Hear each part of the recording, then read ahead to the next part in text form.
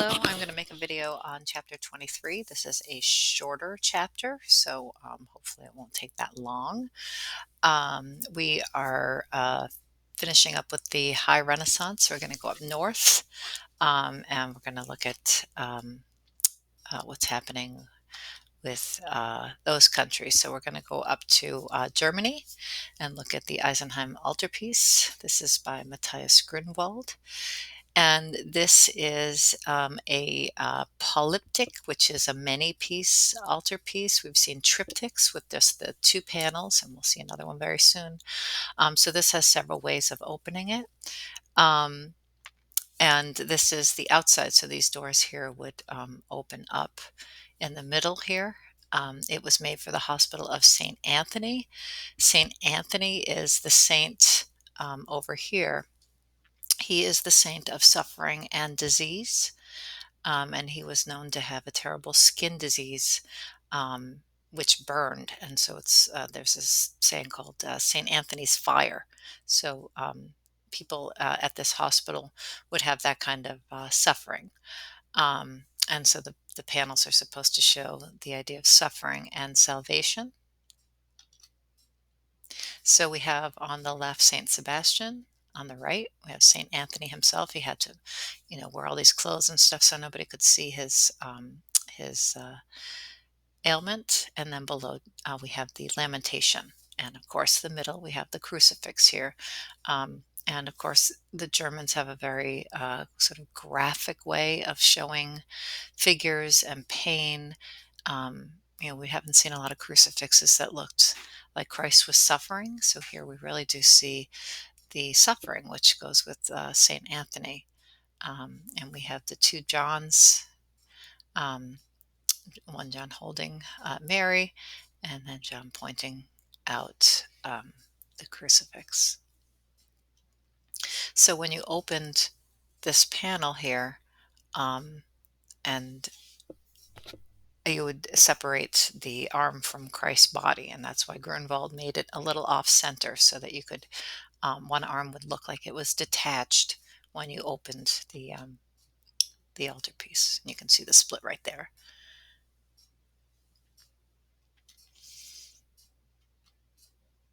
And this is a much better slide. And you can see he actually has like the ailment of St. Anthony on him, this rash. You can see every rib and the suffering.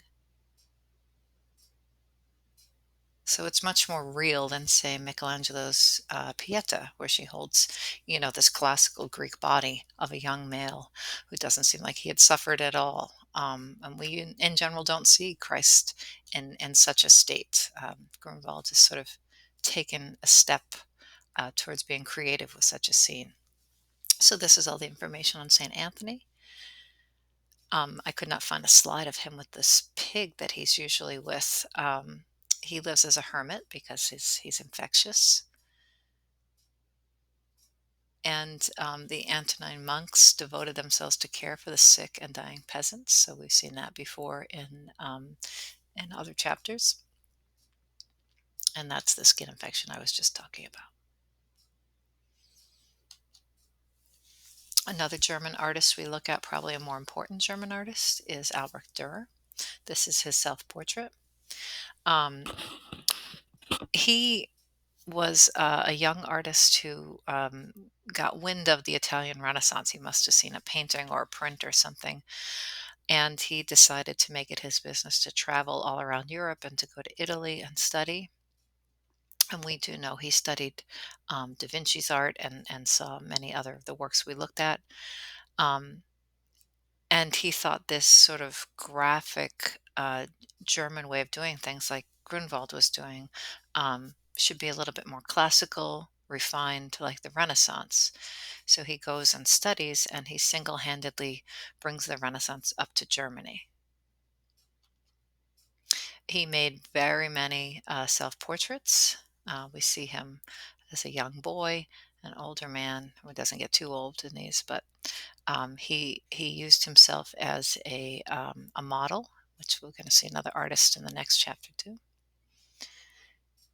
He had a moniker or a logo, if you want to call it that. The name Dürer means door, And so he sort of made these gates or like a doorway for his D. So Albrecht Dürer.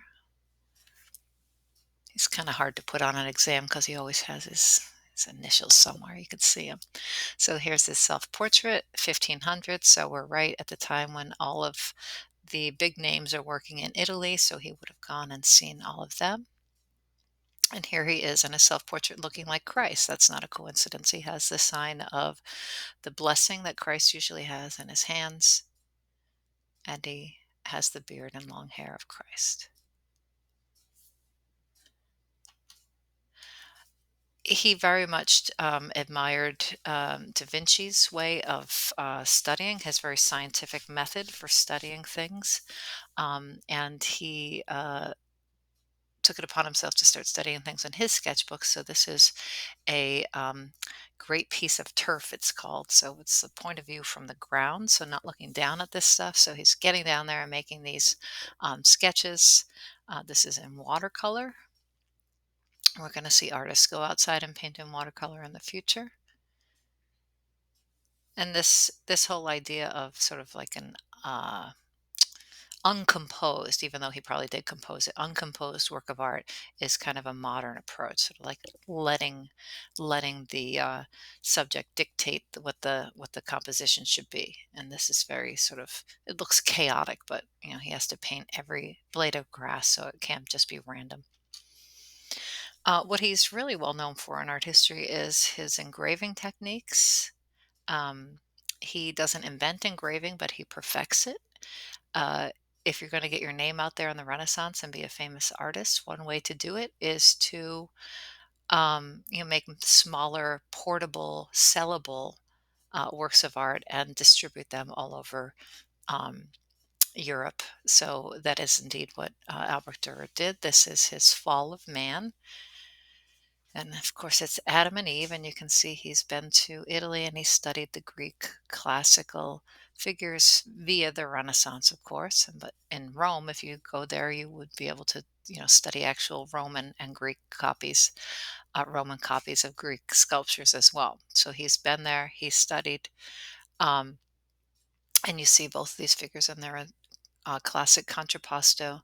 And we have the scene, of course, where, you know, Eve is going to be tempted, and then, of course, she's going to tempt Adam, and together they will commit the original sin. And all of these have to do with the humors. This was a scientific thing that was sort of very popular in Europe at the time. You had one of these personalities. You could be uh, melancholy, phlegmatic, sanguine, or choleric, and then these animals would represent that. And speaking of melancholy, we have Melancholia 1 here. Melancholy is often depicted as a female, and of course, you probably know what melancholy is. It's sort of like sadness or depression. And we have this typical pose we'll see again in modern art. Um, and we have this figure with her little cherub here.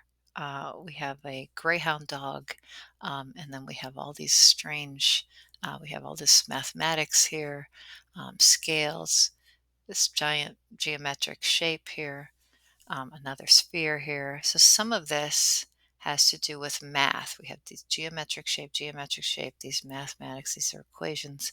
This is actually the year it was made, going across the bottom here.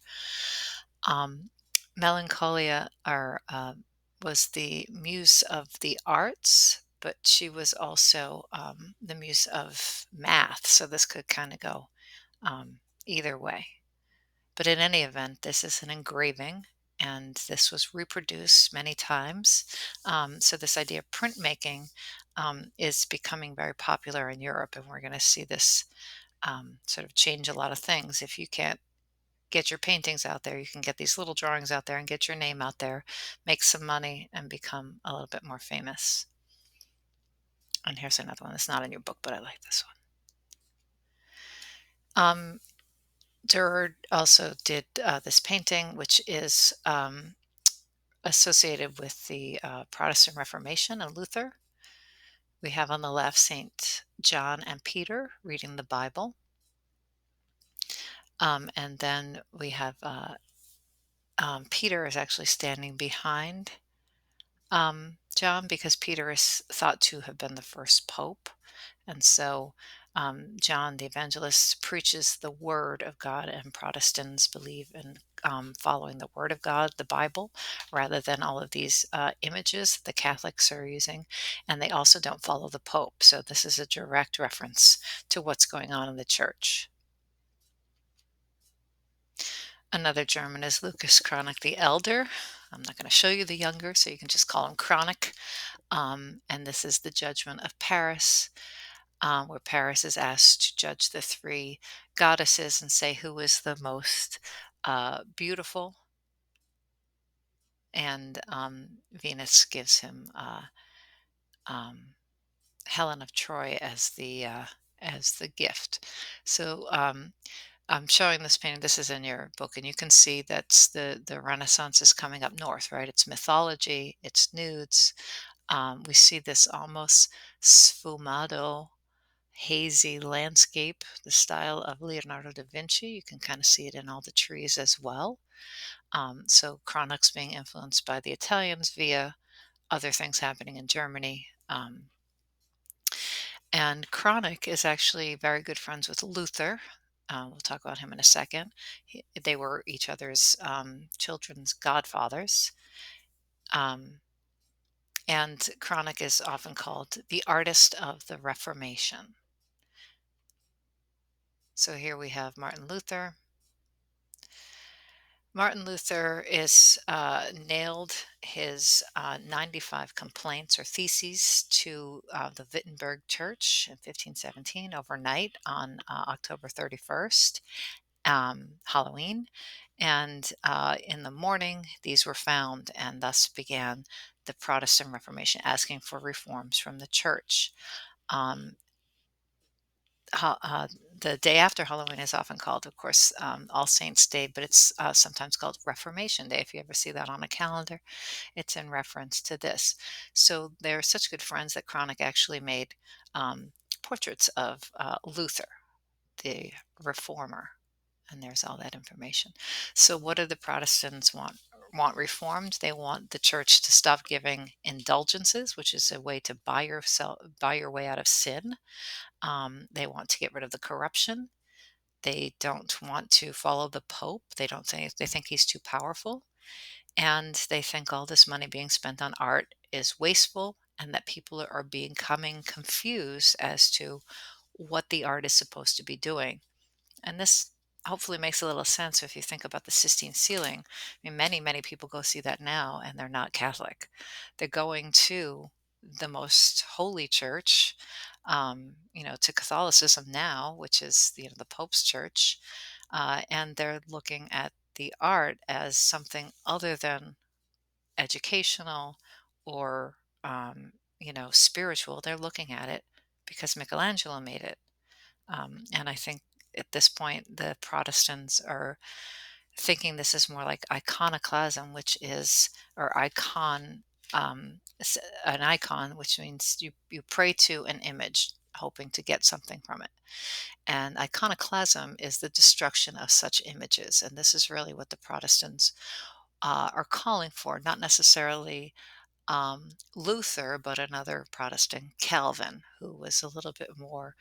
Um, of a fanatic about this kind of thing. Obviously, Chronic's okay with some images, not in churches, but he's best buds with Chronic.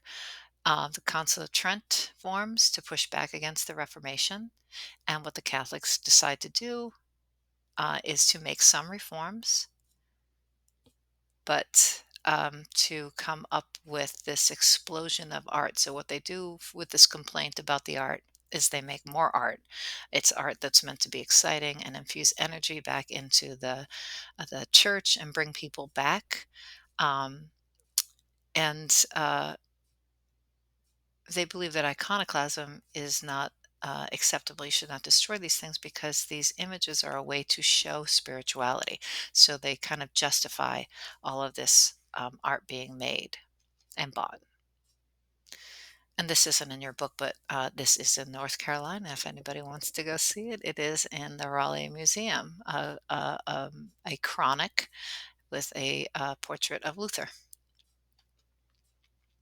Hans Holbein, another one with the younger or the elder, uh, was the court painter to Henry VIII. You probably know that song, Henry VIII, who was said to have been a very big man, and you can see how big he is here.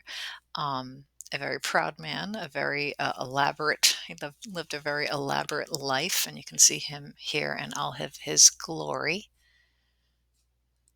So Holbein is Swiss, but he works for the English king and lives in England. This is his famous portrait of the French ambassadors. Um, one is an ambassador, one is a cardinal who's also an ambassador for the church, the French church. You can see his collar and his hat. And these two are leaning on a table, the top of which has all kinds of things for stargazing and astrology, so it's celestial. And then the bottom has earthly things like book reading, music. This is actually a music book. I'll show you close up, and a lute, and a globe.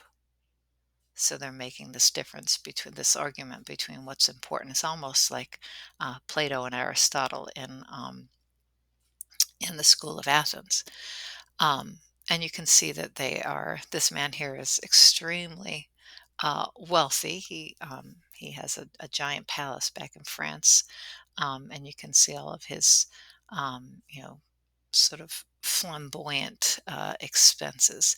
Um, and the odd thing in this painting is this big anamorphic shape. An anamorphic shape is something that doesn't seem to have any fine edges or to make sense as far as volume.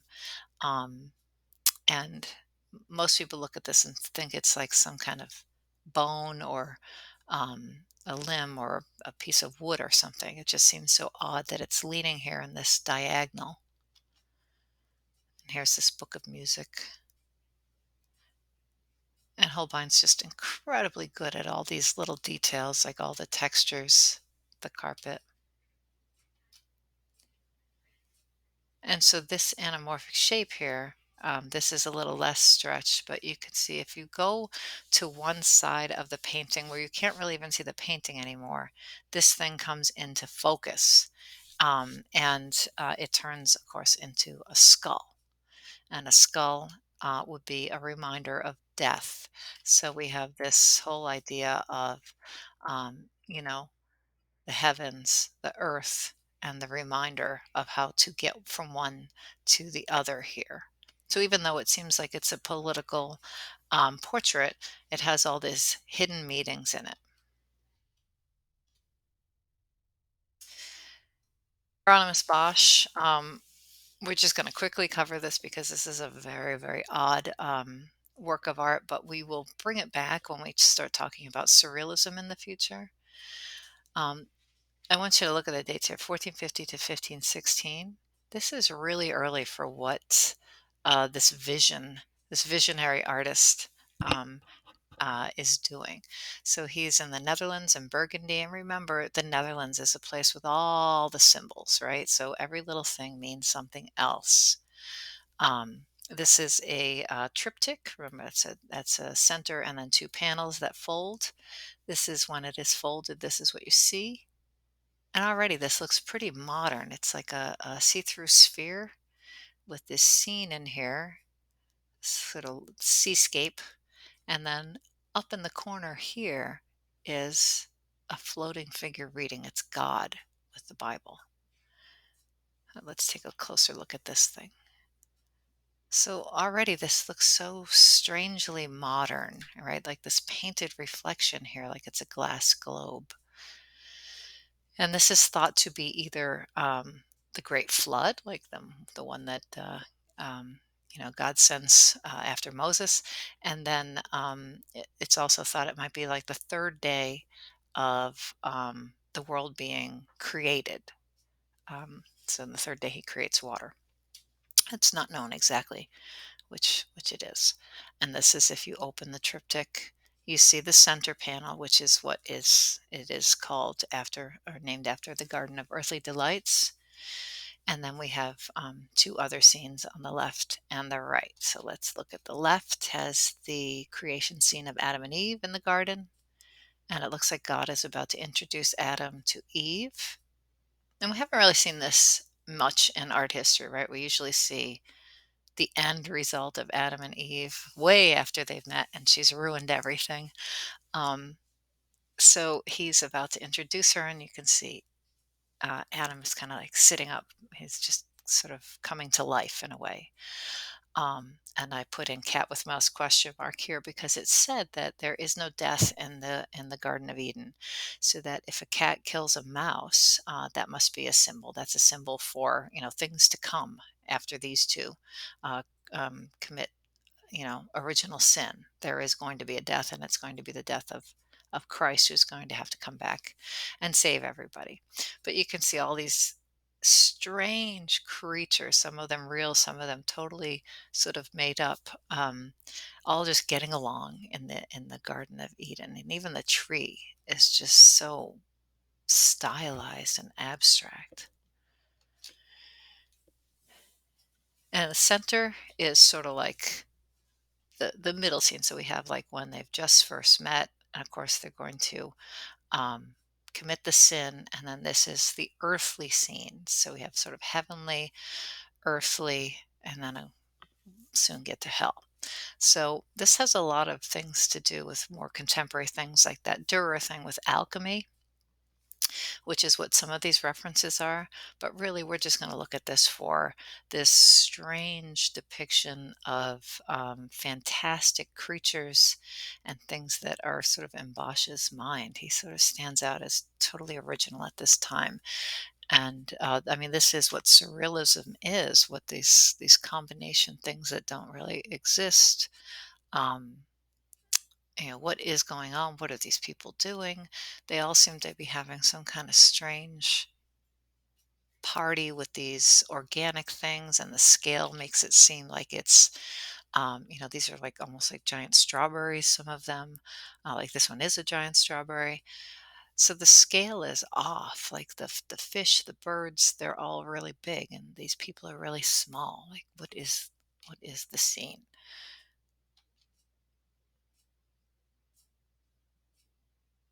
So all of this revelry and partying, of course, things aren't going to go right. We've already seen Adam and Eve, and we know what happens to them.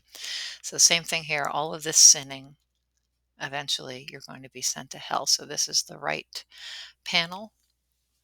And you can see, of course, Bosch is like, turn the lights off. You're going, everything's going to go dark. You're going to go to hell. And we have, instead of people partying, carrying on with each other, we see them, dying or suffering. We see this bird-headed thing eating this woman sitting on his throne, sort of all of these figures like they're going to hell. Um, and it's the same setup as any other Last Judgment we've seen, where, on the left are the people are heavenly, and on the right, our right, Christ's left, are, the, the hell scenes. So it's the same setup, and that is what's going on. And this part here is usually the most reproduced. This is on some album cover. I can't remember which one. And the face here of this egg person with this strange hat is Bosch himself. Kind of looks like the Mona Lisa too. Maybe this has symbolism as well, but we're going to calm down a lot from Bosch. This is the money changer and his wife. Um, we have this is up in Antwerp. The merchant class has become very wealthy. There's a linen industry, a wool industry. There's all kinds of trade going on, and there is a lot of money being exchanged up in the north. So we have the merchant class having enough money to enjoy the worldly goods that are usually reserved for the very wealthy.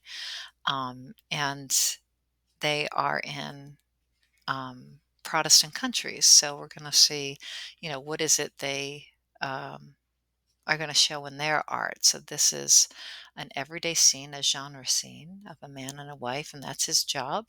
He is counting money at like a shop, and she is staring at the money. She has a Bible open, but she's not paying attention to the Bible as a good wife should. She is staring at the worldly goods. Um, so this is the story about, how you live your life, no excess, how to behave yourself as a good Protestant. Here we have the close up of the money and pearls here, some other worldly goods. And then we have this little mirror here that looks out to a window. And in the window, we see, um, a figure who is reading a Bible. So, this reminder of this is how you are supposed to behave, not like that wife. We haven't seen a lot of females. We're going to see another one in the next chapter. Katerina van Hemesen. She was trained by her father. So there's the loophole to become an artist. You have to be trained. You usually go study with an artist, and then you go and be their intern for 7 years. But of course, women aren't able to do that. They can't go anywhere without a chaperone. So at least she has her father to train her. And e even though you're a trained artist, you're still not able to just go around and paint whatever you want or be around men. So mostly when we see women artists, we see women painting women. And in the future, we'll see women painting women and children. But in the near future, we'll see women doing much naughtier things in the next chapter. And this may just be the very first self-portrait of an artist at an easel. I'm going to see another one actually in the next chapter of another woman. So she painted lots of people. She was very successful in her time for what she did. Bruegel the Elder, another elder, um, is a Flemish painter. He's a genre painter, so that's a term you should know. Genre painting are scenes of everyday life. In the north, though, in Flanders, they will usually have some morality or proverb. There'll be some kind of hidden meaning that usually has to do with, leading a good life, a Protestant life. Most of Flanders is Protestant, or was. There's no Flanders now. So the scenes of everyday life, like this. I don't know if they do this every day. So this is called the peasant dance. We're not going to really look at this one because there's another one. But so here we have all these figures, um, you know, at their dance. But you can see they're acting like they're in excess. They're drinking too much. They're dancing. They're carrying on in public. These two are kissing over here. There's, this woman's trying to pull this guy into the doorway over here. And so everyone's carrying on in a very sort of almost sinful way, about to lead to sin and excess. And then there in the background, if you follow this diagonal down the road, is the reminder of how you should be living your life, the church in the background. And this is the one in your book. This is the Netherlandish Proverbs. So these are, some of them are very lighthearted. And so you're supposed to enjoy like walking through and finding everything, the puns and the proverbs. A proverb is like a saying we have, like, don't look a gift horse in the mouth, something like that. So you're supposed to, wander through and figure out all these little proverbs. So it's supposed to be joyful, but all the proverbs are supposed to be a moral lesson, like advice on how to leave a good life, or sayings that we have about that. So, some of these don't really translate to us, like a roof tiled with tarts. That means like you're so dumb with your money. You live in such excess that you would, use tarts, which would be expensive in the north, to line your roof. Like I said, not all of them are for us. And then some of these, you can look this up. There's like, you know, I don't even know how many are in this thing, 100 or something. Um, just some that might relate to us I picked out. So 27 is she carries fire in one hand and water in the other. To us, that means you're two-faced, right? So there she is, number 27. She's two-faced with her two things. Um, what can smoke do to iron? So it's useless to try to change the existing orders. I think we kind of have like you can't beat City Hall, maybe is what we would say. What's that? 31. It's too dark to see. He runs his head against a stone wall, hitting your head with a brick wall. This guy right here. That's something we definitely say. To get up in arms about something, we have that saying. So be to be driven into armor. So 36. There she goes. Oh, same guy. So these are, if you go online, you can see what every one of these means. So people would go back, go through this and like, get joy out of it, but they would also understand that each one is like a little proverb.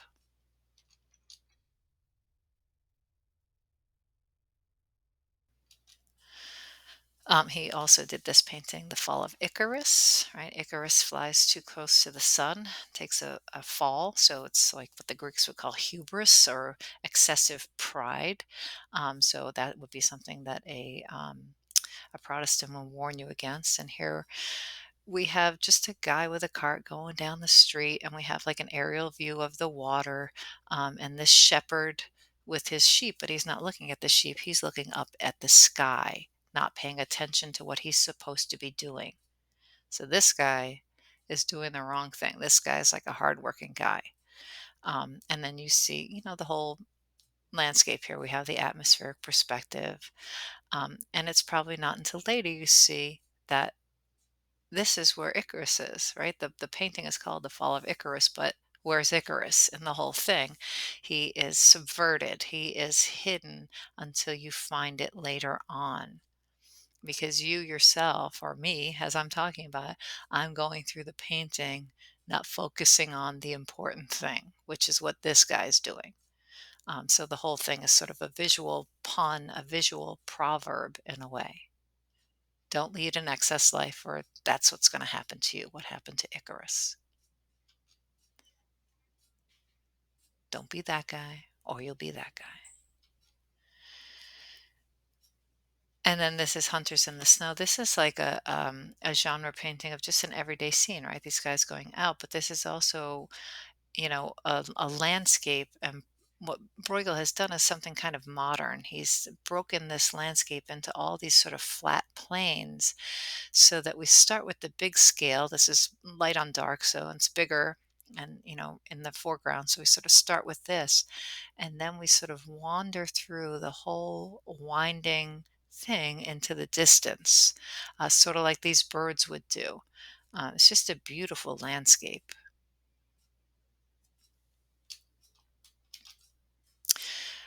This is the last guy in our chapter, and he is usually either put in with the Mannerists or he's in with the Baroque artists.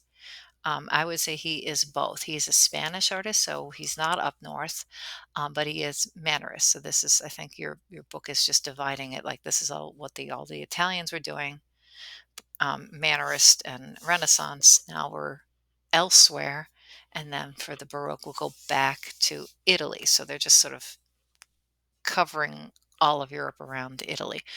Uh, you can see he has a very long name, and he's usually called El Greco, which means the Greek. Um, he is Greece, so he's from Crete, which if you took 114, you know about that. He will become the court painter in Spain, and he is participating in the art of the Counter Reformation.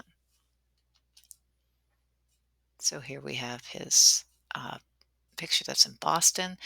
He uses a lot of black and whites. This is why the lighting, um, and he has a lot of things in common with the Baroque, as you'll see in the next chapter. So this is why he's sometimes thought of as that. But he does have a very elongated style, and this is why he's in the Mannerist chapter.